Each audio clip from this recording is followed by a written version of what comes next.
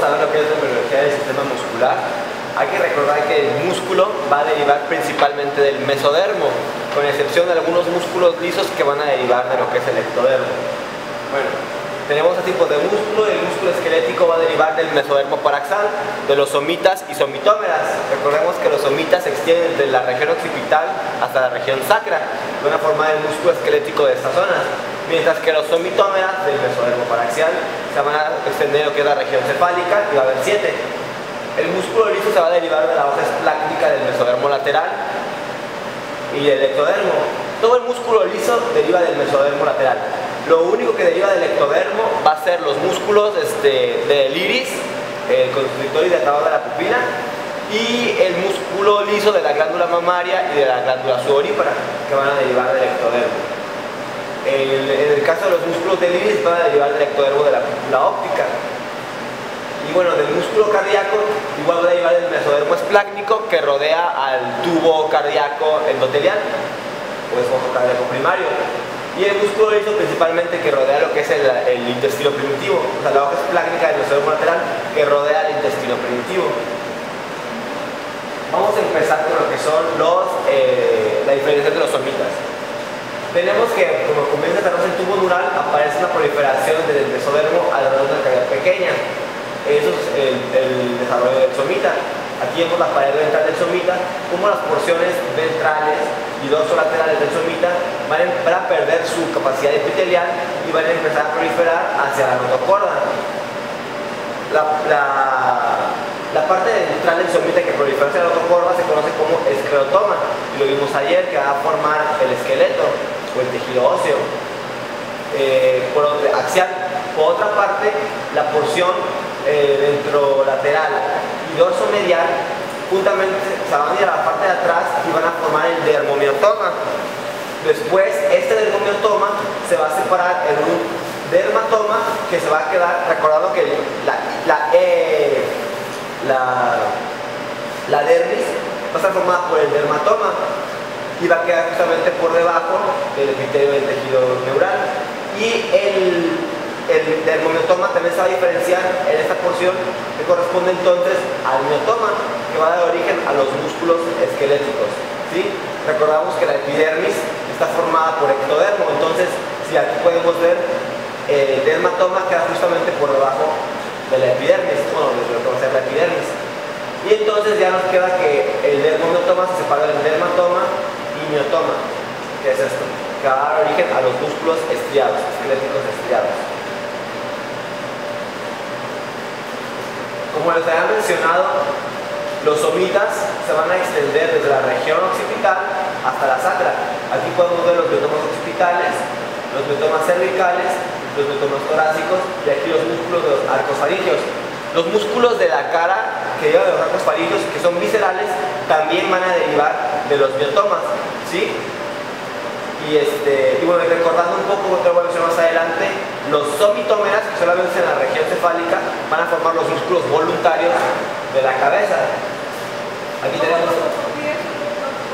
los somitómeras, que solamente son en la región de la cabeza, y son 7, van a formar los músculos de la cabeza, como el occipito frontal, por ejemplo. ¿Sí? Eso es el embrión de 7 semanas. Esta diferenciación está para la 5ª semana, pero los huesos musculares están presentes hasta la 7ª semana de desarrollo embrionario. Bien, esta agrupación mesenquimatosa o este mesénquima que va a formar el miotoma se va a dividir en 2 porciones. Una porción que se conoce como epaxial o músculo posterior. Este epiaxis va a formar lo que es el músculo extensor de la columna vertebral, va a ser el más pequeño. La rama ventral se va a llamar hipoaxis o los músculos hipoaxiales y se va a dividir en tres láminas. En el tórax, esta porción ventral va a formar lo que son los músculos o la musculatura de los miembros y de la pared del cuerpo.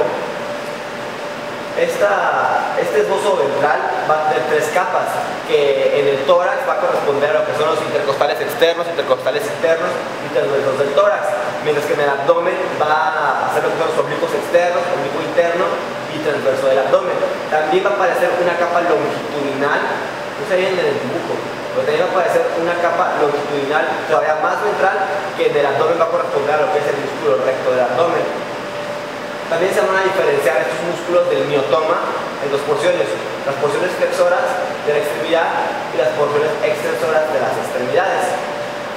Aquí cabe recordar, ¿se acuerdan que cuando vimos desarrollo del sistema nervioso, alrededor de esta semana también están empezando a formarse las astas motoras de los nervios raquídeos?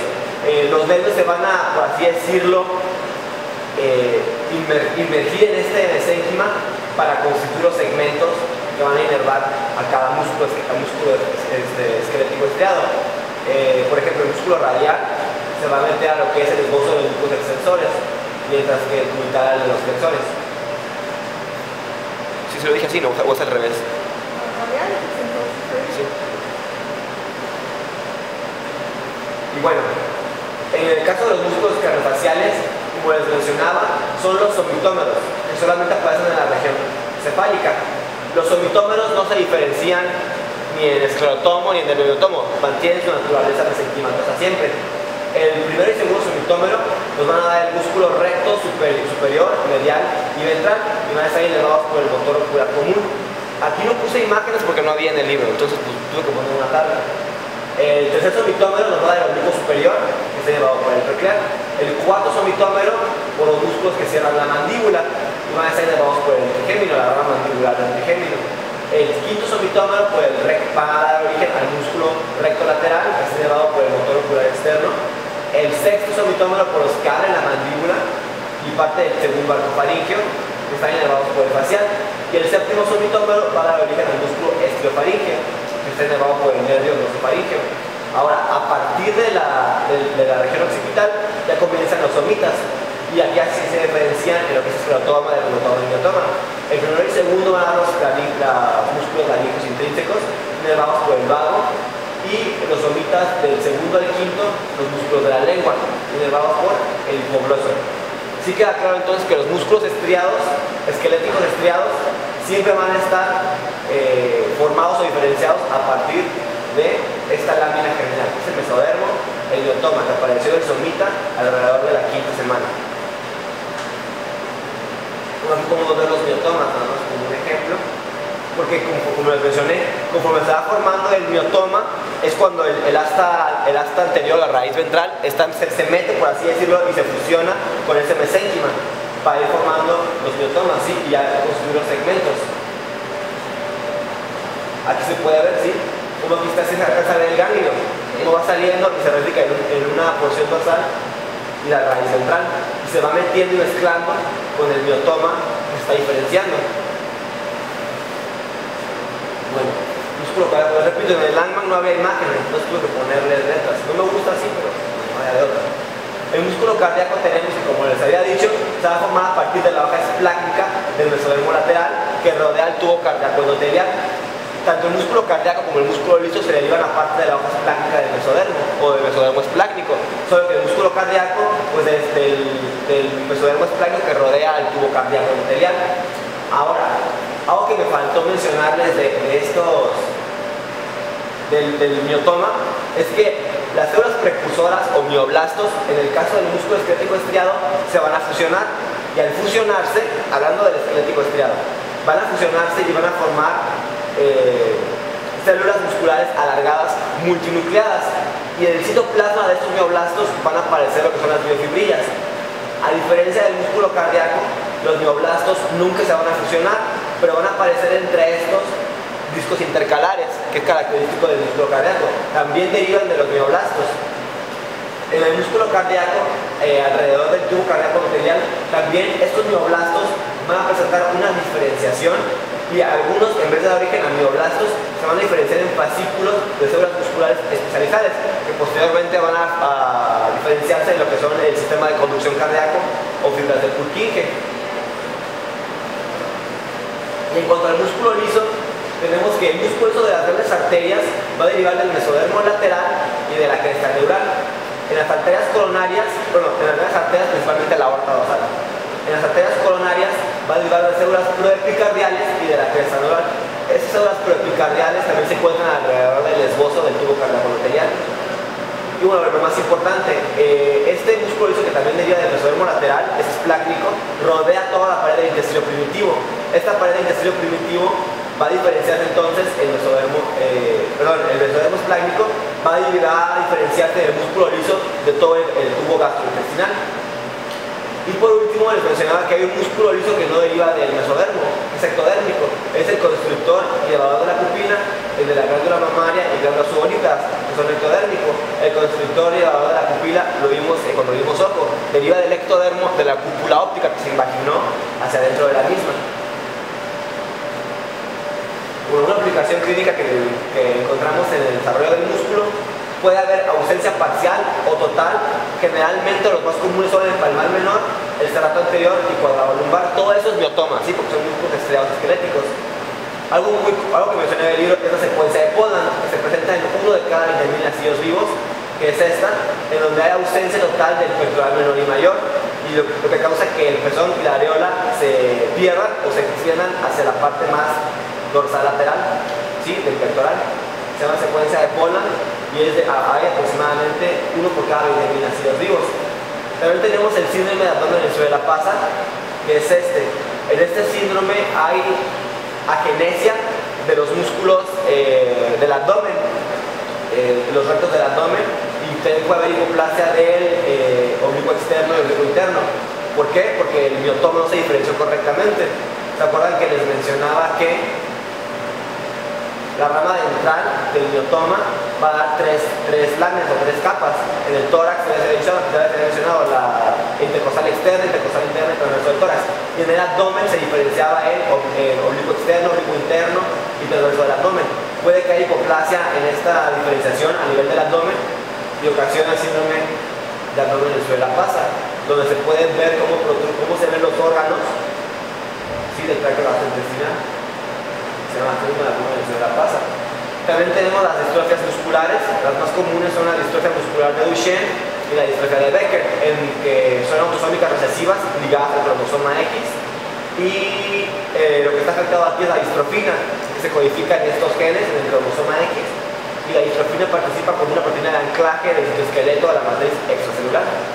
También tenemos las artrogriposis. Las artrogriposis son contracturas articulares congénitas, ya sea por desarrollo neural de las asas motoras o por teratógenos que interfirieron con el desarrollo de las articulaciones. Y pues no sé si hay alguna pregunta.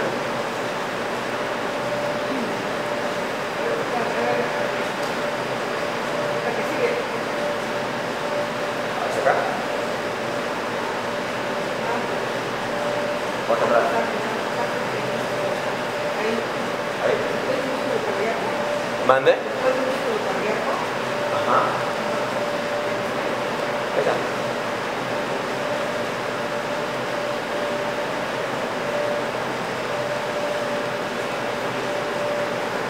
Solo tengo esto. ¿Otra vez músculo liso? Bueno, el músculo liso, que también es involuntario, va a ser mesodérmico. Todo es mesodérmico. Y todo es mesodérmico esplácnico. Solamente lo que va a ser ectodérmico va a ser el constrictor de la pupila, de la glándula mamaria sudorípara. El músculo liso de las grandes arterias va a derivar del mesodermo lateral y la cresta neural. Este mesodermo lateral, cerca del esbozo cardíaco, que es donde sale la aorta dorsal. En las arterias coronarias va a derivar de células preepicardiales y de la cresta neural. Se van a migrar, acuérdense que todas estas células migran, van a tapizar el interior de los grandes vasos y van a formar el músculo liso. En la pared del intestino, el mesodermo esplácnico. El mesodermo esplácnico, que también es parte del mesodermo lateral, siempre, es que no tengo una imagen, igual si la traigo mañana. El mesodermo esplácnico como que va rodeando las vísceras. Entonces, el mesodermo esplácnico que rodea la pared del intestino primitivo, acuérdense que el intestino primitivo se extiende desde el estomodeo hasta la cloaca. Entonces, todo eso va a formar el músculo liso del tubo gastrointestinal. Y por último tenemos que el músculo liso constrictor y elevador de la pupila, glándula mamaria y sudorípara son ectodérmicos. Pero a ver, no es elevador, es constrictor y dilatador, ¿no? Sí, cierto, sí. Constrictor y dilatador. Es elevador, ¿no? Ajá. Constrictor y dilatador de la pupila. Sí. Sí, del ectodermo. Y pues ya, es todo. Y yo mencionaba que la ausencia de músculos es común y los músculos más comunes son el palmar menor, del tercio anterior, del cuadrado lumbar y el pectoral mayor, que se conoce como secuencia de Poland, o también los músculos de la pared del abdomen, que está el sistema del abdomen sube la pasa, por la forma que adopta este, al no haber músculos que contengan las vísceras protruyen así. Tenemos unas distrofes musculares, las artrogriposis. No sé si hay alguna otra pregunta. La última patología que muere. La artrogriposis son estas.